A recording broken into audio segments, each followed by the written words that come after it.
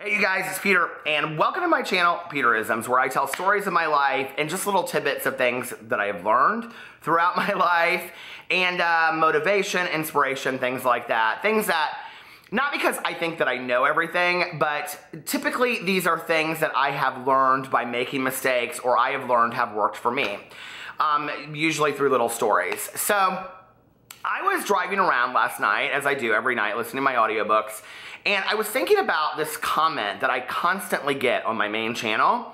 And that comment is, how do you persevere through dark times? Or how do you get through all of this bullshit of people talking about you? And, how do you deal with this when people are saying lies about you and on and on and on, and they're out to maliciously hurt you and whatever? And, it's not something that comes easily, okay? I'm gonna be really honest with you. I have my moments where I get very stuck in that.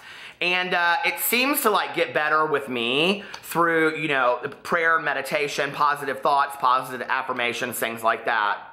But I thought it would be best if I showed you how I did it instead of talking about how I did it.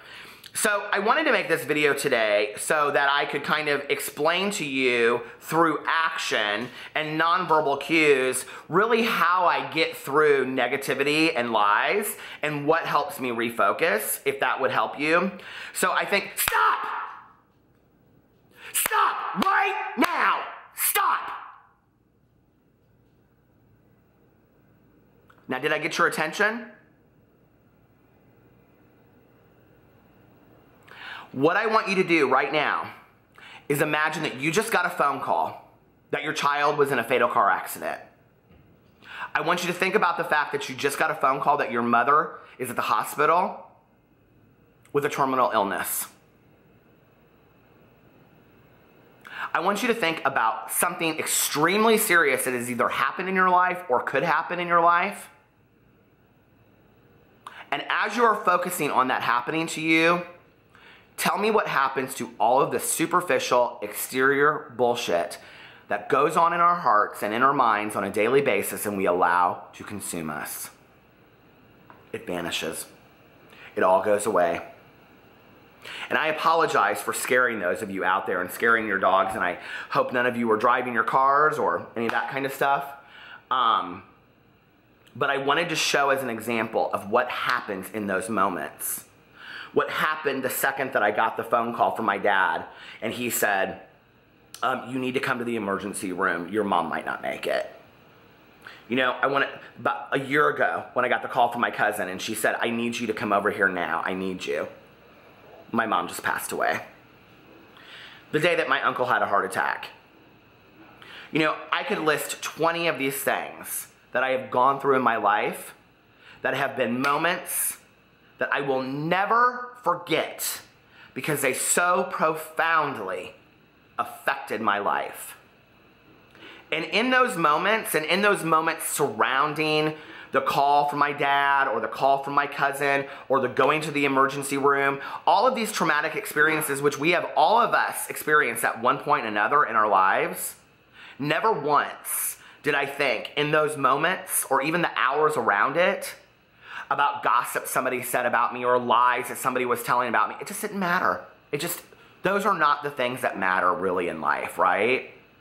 And when we allow those things to consume us at the expense of knowing that there is more important shit out there in the world, then we are handing over our lives to those people that are intent on just spreading lies, spreading gossip, and all that kind of stuff.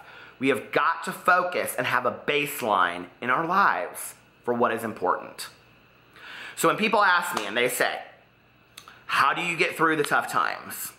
How do you get through these things? I say, I have a baseline.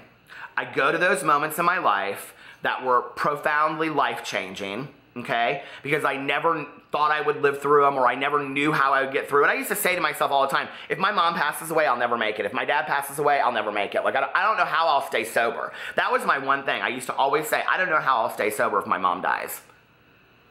It was a no-brainer. I went to meetings, I talked to friends of mine, I stayed strong, and I knew that she would never want me to drink, And I got through it. And I got through those tough times. But those are the pieces of life, the traumatic experiences, you know, the wonderful experiences like weddings and childbirth and children's graduations and grandchildren's graduations and having grandchildren, you know, and going to birthday parties and going to music festivals and traveling to places. Those are the wonderful pieces of life. And so when you have these wonderful pieces over here and you have these traumatic experiences over here and you allow all that shit to come in the middle of it, you're not really living.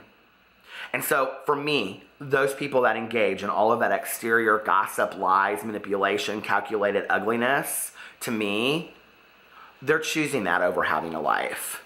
And today, I choose to have a life. I love you guys, and I will see you tomorrow. Bye.